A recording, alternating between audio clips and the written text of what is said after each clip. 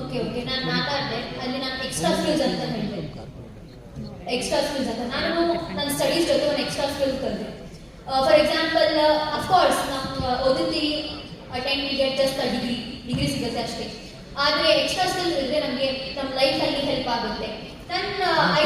ನಾನು ಬಾಕ್ಸಿಂಗ್ ಕಲಿತೆ, ಅದು ನನಗೆ ಕಾನ್ಫಿಡೆಂಟ್ ಕೊಟ್ಟು.